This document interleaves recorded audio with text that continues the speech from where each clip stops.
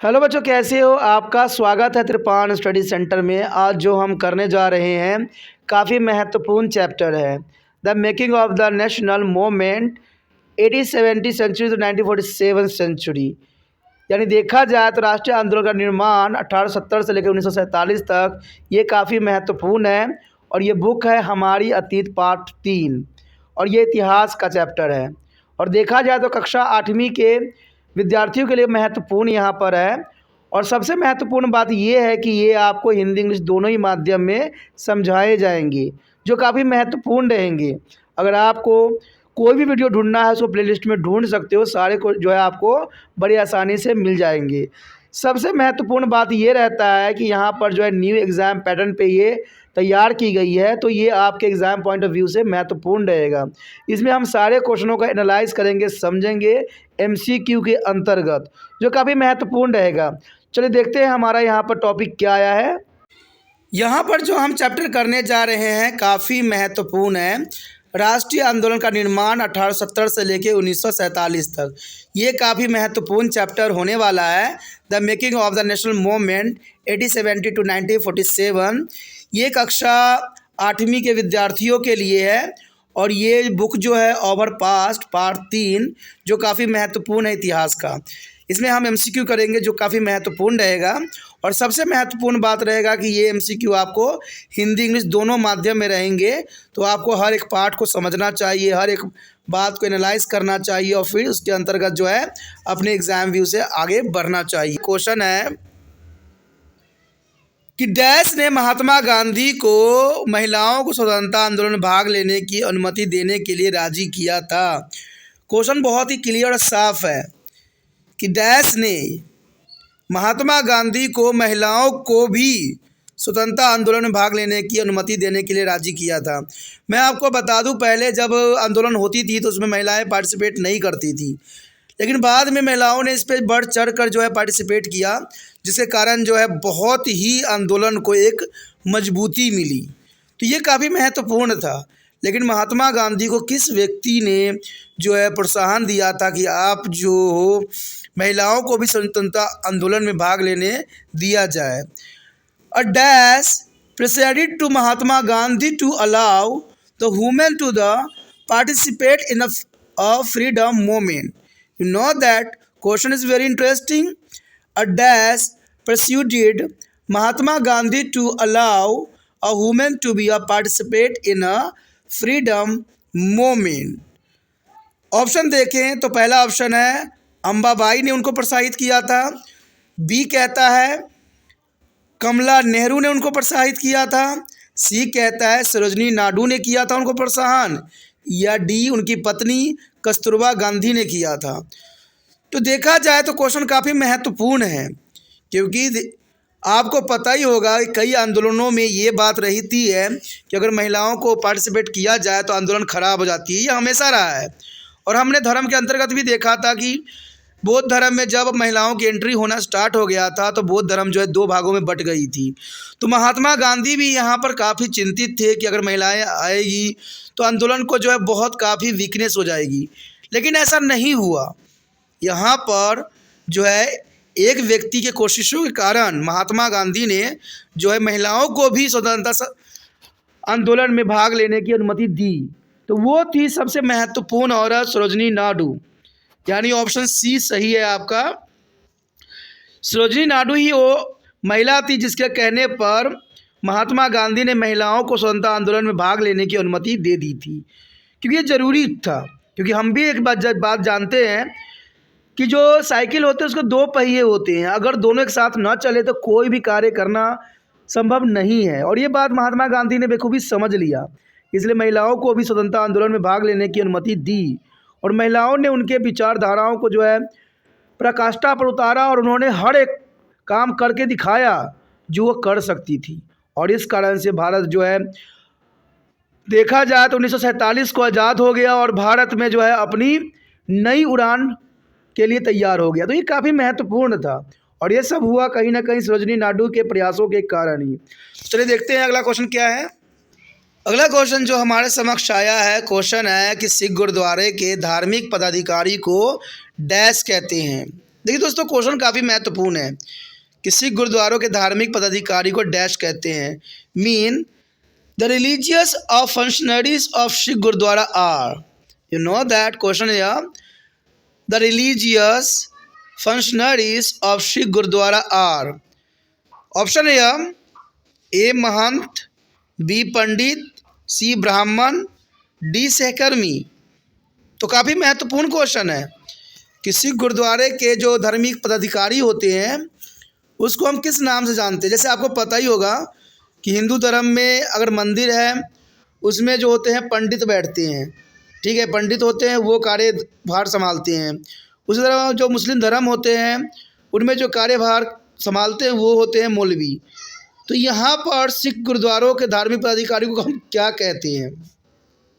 सहकर्मी तो नहीं कहेंगे, ब्राह्मण भी नहीं कह सकते, पंडित तो हम कहते नहीं, तो हिंदू धर्म में कहा जाता है। तो देखा जाए सिख गुरुद्वारे के धार्मिक पदाधिकारियों को हम महंत कहते हैं, यानी हम इसको महंत के नाम से जाने जाते हैं। तो यहाँ पर ऑप्शन ए आपका सही है, ऑप्शन ए के साथ आप जा सकते हो। चलिए देखते हैं अगला क्वेश्चन क्या आया है। अगला क्वेश्चन आपके स्क्रीन पे आ गया है। क्वेश्चन है जलियांवाला नरसंहार डैश में हुआ था। आपको पता होगा कि जलियांवाला बाग हत्याकांड जो थी एक बहुत ही इतिहास के रूप में देखा जाए तो बहुत ही भयंकर दुर्घटना थी, जिसमें जनरल डायर ने बिना सोचे समझे जो है जलियांवाला बाग में बैसाखी के दिन इकट्ठे हुए सिखों पर जो है धड़ाधड़ गोली चला दी थी। और इस नरसंहार में कई हजार लोग मारे गए और कहा जाता है कि ये बहुत ही महत्वपूर्ण घटना थी जिसने पूरा इतिहास को ही बदल के रख दिया। देखा जाए जो सिख अंग्रेज़ों के साथ देते थे इस घटना के अंतर्गत, वो सिखों से जो है सिख जो थे वो अंग्रेज़ों से नफ़रत करने लग गए और उनके खिलाफ़ न जाने कितने तरह के कार्रवाई करना स्टार्ट कर दिए। तो ये घटना एक महत्वपूर्ण चरण थी इतिहास में। तो जलियांवाला बाग जो थी नरसंहार कब हुई थी? तो क्वेश्चन यार, Jallianwala massacre took place in, Jallianwala massacre took place in. तो देखा जाए तो ये घटना जो घटी थी प्रथम विश्व युद्ध के बाद घटी थी, यानी जब अंग्रेज़ों ने भारतीयों को और सताने के लिए टैक्स बढ़ा दिया गया था और उन पे कई तरह के प्रतिबंध लगाए दिए थे। और सबसे महत्वपूर्ण प्रतिबंध ये था कि सिखों को जो है कृपाण रखने की इजाज़त नहीं दी गई थी। इन्हीं सब कारणों से सिख जो है बात विचार करने के लिए जलियांवाला बाग में इकट्ठा हुए थे बैसाखी के दिन 1919 में। तो वहाँ पर जनरल डायर ने बिना सोचे समझे जो है सारे दरवाजे बंद करके गोलियों की बौछार कर दी। इसके कारण जो है हज़ारों में जो है लाखों में लोग मारे गए, जो बहुत बड़ी घटना थी। और देखा जाए तो जनरल डायर को अंग्रेज़ों ने अपने इंग्लैंड में जो है उसको सम्मानित किया और ये बात भारतीयों को जो है नहीं अच्छा लगा। तो इसी के लिए जो है भारतीय सिख ने इंग्लैंड में जाके जनरल डायर को गोली मारी। अब वो साहसी थे, काफ़ी महत्वपूर्ण देखा जाए तो ये इतिहास के लिए काफ़ी महत्वपूर्ण थे, और वो थे उधम सिंह। तो ये देखा जाए तो घटना काफ़ी महत्वपूर्ण थी और ये 1919 में घटना घटित हुई थी। तो ऑप्शन ए आपका सही है, ऑप्शन ए के साथ आप जा सकते हो। चलिए देखते हैं अगला क्वेश्चन क्या है। अगला क्वेश्चन आपके समक्ष आ गया है। क्वेश्चन है कि ब्रिटिश सरकार का रक्षा व्यय 1919 में डैश के बाद बढ़ गया था। तो देखा जाए तो ब्रिटिश सरकार का रक्षा व्यय यानी रक्षा बजट जो था 1919 में डैश के बाद बढ़ा था, किसके बाद जो है बढ़ा दी गई थी? और defence expenditure of British government increase in the 1919 after the option year, क्या उस समय प्रथम विश्व युद्ध हो रही थी, या बी बंगाल में अकाल हो गया था, या सी हिमालय भूकंप आई थी, या डी जापान युद्ध था। क्वेश्चन काफ़ी महत्वपूर्ण है कि ब्रिटिश सरकार ने अपनी रक्षा बजट को 1919 में जो है एकाएक बढ़ा दिया था। तो किस कारणों से बढ़ाया था?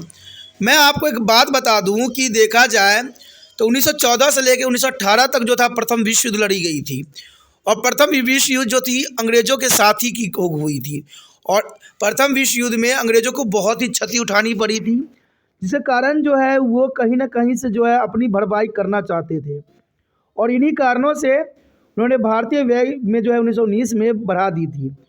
और जिसके कारण जलियांवाला बाग हत्याकांड भी हुई थी, क्योंकि उन्होंने बहुत से ऐसे रूल रेगुलेशन चेंज किए थे जिससे जो है अंग्रेज़ों को कोई प्रकार के नुकसान ना हो। और इसमें से एक रूल ये भी था कि कोई भी व्यक्ति जो है हथियार लेके नहीं रख सकता अपने पास, और किसी को भी इकट्ठा होने की जो है इजाज़त नहीं दी गई थी। और सिखों में भी यही बात थी कि सिख तो आपको पता है कि जो कृपाण रखते हैं हमेशा, और उनका धार्मिक प्रतीक होती है। तो इसीलिए जलियांवाला बाग में लोग इसी बात को डिस्कस करने के लिए आए थे जहाँ पर ये घटना घटी। लेकिन देखा जाए तो क्वेश्चन यहाँ पर कि ब्रिटिश सरकार का रक्षा व्यय 1919 में डैश के बाद बढ़ा दी थी। तो जर्नल सी बात है दोस्तों, प्रथम विश्व युद्ध थी। इसका आंसर जो है ए ऑप्शन सही आएगा, द फर्स्ट वर्ल्ड वॉर, यानी प्रथम विश्व युद्ध, जिसके कारण जो है ब्रिटिश सरकार को रक्षा व्यय में वृद्धि करना पड़ गया, क्योंकि उसको बहुत काफ़ी प्रथम विश्व युद्ध में नुकसान हुआ था। जीत बेशक ली गए थे भारतीय सिपाहियों के कारण, लेकिन उनको जो है बहुत ही नुकसान झेलना पड़ा था, जिसके कारण जो है उन्होंने रक्षा व्यय में काफ़ी वृद्धि कर दी थी प्रथम विश्व युद्ध के बाद। अगला क्वेश्चन हमारे समक्ष आ गया है। क्वेश्चन है, गांधी जी ने दक्षिण अफ्रीका में डैश की स्थापना की थी। तो क्वेश्चन साफ है, गांधी जी ने दक्षिण अफ्रीका में डैश की स्थापना की थी mean Gandhi ji had established dash in South Africa. You know that question here, Gandhi ji had established in South Africa. The option here, Sabarmati Ashram, B Natal's Congress, C communist party, D श्रमिक संघ। देखा जाए तो काफ़ी क्वेश्चन महत्वपूर्ण है कि गांधी जी ने दक्षिण अफ्रीका में डैश की स्थापना की थी। मैं आपको बता दूं कि गांधी जी काफ़ी महत्वपूर्ण व्यक्तित्व थे। उन्होंने जो है अपनी प्रैक्टिस के लिए दक्षिण अफ्रीका गए थे, और वहाँ दक्षिण अफ्रीका में भी उनको उसी प्रकार का जो है हालातों का सामना करना पड़ा जैसे इंडिया में थी।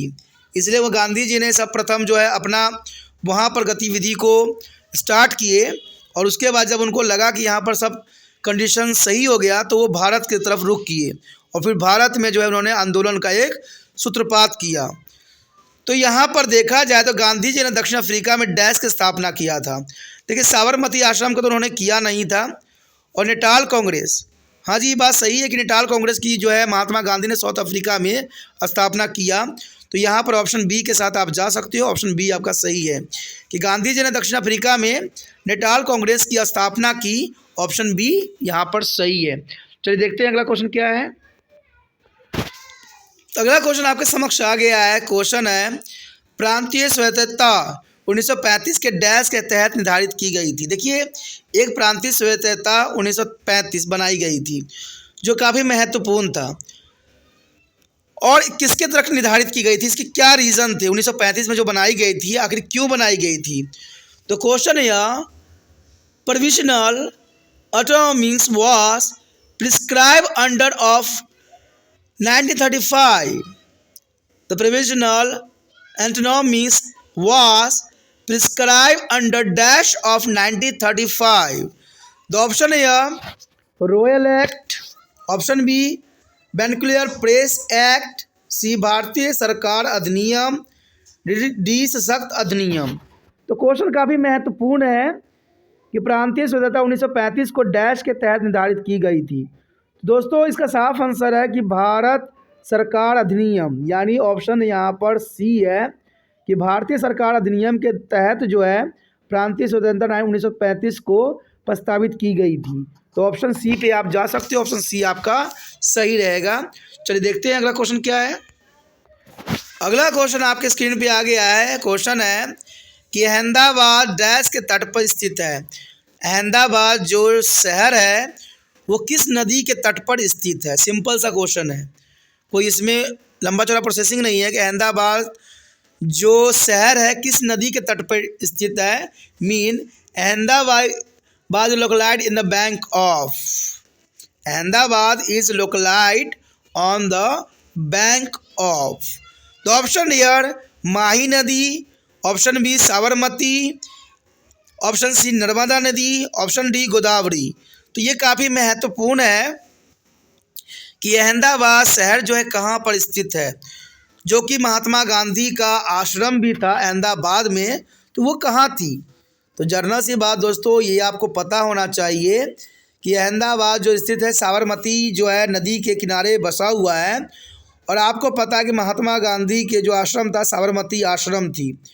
तो ये काफ़ी महत्वपूर्ण है। ऑप्शन बी आपसे साथ जा सकते हो, ऑप्शन बी आपका सही है। चलिए देखते हैं अगला क्वेश्चन क्या है। अगला क्वेश्चन आपके स्क्रीन पे आ गया है। क्वेश्चन है, गांधी जी ने डैश में अहमदाबाद में मिल मजदूरों की हड़ताल का नेतृत्व किया था। वो कौन सा सन था जहां पर गांधी जी ने अहमदाबाद में मिल मजदूरों के हड़तालों का नेतृत्व किया था? Means Gandhi ji lead to the mill workers strike in Ahmedabad in the Gandhi ji lead a mill workers strike in the Ahmedabad in dash year. सन यहाँ पर दिया हुआ है 1915 में किया था, बी 1918 में, सी 1919 में, डी 1922 में। तो यहाँ क्वेश्चन काफ़ी दिलचस्प और महत्वपूर्ण है। तो गांधी जी ने डैश में अहमदाबाद में मिल मजदूरों की हड़ताल का नेतृत्व किया था। तो देखा जाए दोस्तों, इसका आंसर है 1918 में। 1918 में जब प्रथम विश्व युद्ध खत्म हुआ था, उसी के दौरान महात्मा गांधी जी ने जो है मिल मजदूर की हड़ताल का नेतृत्व किया था। तो ये है 1918। तो देखा जाए तो यहाँ पर जितना हमने क्वेश्चन किया सारे के सारे महत्वपूर्ण थे, समझ वाले थे, ज़रूरी थे। मैंने जितना हो सका आपको समझाने की कोशिश किया और ये महत्वपूर्ण भी था। अगर आप चाहते हो कि ये वीडियो हर बच्चे तक पहुँचे तो जितना हो सके इस वीडियो को शेयर कीजिए, क्योंकि शेयर ही दूसरे बच्चों का केयर है। अगर आप दूसरे बच्चों को केयर कीजिएगा तो आपके लिए त्रिपान सेंटर हर एक चीज़ जिलाएगा जो आपके लिए महत्वपूर्ण बन जाएगा। और आपको तो पता ही होगा कि त्रिपान सेंटर कितना महत्वपूर्ण चैनल है। यहाँ पर आपको एमए तक सारी वीडियो मिलती है, हर एक कक्षा का, हर एक मीडियम का। तो ये काफ़ी महत्वपूर्ण ये चैनल है। कहते हैं अभी तो हमारी शुरुआत है, आगे देखिए क्या होता है। लेकिन ये शुरुआत में आप जो है इसको और आगे बढ़ा सकते हो, क्योंकि दूसरे बच्चे तक पहुँचना ही त्रिपान सेंटर का लक्ष्य है। और जो लक्ष्य यहाँ पर त्रिपान स्टडी सेंटर ने निर्धारित की है वो आपका भी लक्ष्य है। इसलिए अपने लक्ष्य से कभी पीछे मत हटिए, जितना हो सके इस वीडियो को शेयर कीजिए, क्योंकि शेयर ही दूसरे बच्चे का केयर हो सकता है। कहते हैं ये आंदोलन तो आपको चलाना ही पड़ेगा। जब तक हर एक बच्चा समझदार नहीं होगा, समझदार नहीं बनेगा, भारत को जो लूट रहे हैं लोग तरह तरह के प्रलाप दे दे के, वो कभी सुधर नहीं सकता और हम फिर से एक नई गुलामी की जंजीरों में कस जाएंगे। तो क्या चाहते हो कि आने वाला भविष्य फिर से वही गुलामी की जंजीरें में जकड़ा जाए? अगर नहीं चाहते हो तो ये वीडियो को शेयर कीजिए। अगर आप समझदार बनिएगा तो मुझे विश्वास है कि मेरा भारत हमेशा समझदार रहेगा। और जो लोग भारत को तोड़ने की कोशिश करते हैं, जो बर्बाद करने की कोशिश करते हैं, जो धर्मों के खिलाफ एक दूसरे को लड़ाते हैं, उनका कभी भी भारत में नहीं चलेगा, और जब तक आप समझदार नहीं बनोगे। तो इसी के साथ हमारा जो टॉपिक ख़त्म हो जाता है। अगर आपको अच्छा लगता है, पहली बार मेरे चैनल पे आए हो, पहली बार वीडियो देख रहे हो, समझ में आ रहा है, अच्छा लग रहा है और चाहते हो और भी वीडियो आपको इसी प्रकार प्राप्त होता रहे, तो जर्नल सी बात है दोस्तों, चैनल सब्सक्राइब कर लीजिए। सब्सक्राइब कीजिएगा तभी जो है अगले वीडियो का नोटिफिकेशन आपको मिलेगा। और मुझे पता है ये बात आपको बेखूबी पता है, तो सोचिए नहीं। जो सब्सक्राइब का बटन आपको नज़र आ रहा है उसको दबाइए और त्रिपान स्टडी सेंटर के साथ जुड़ जाइए।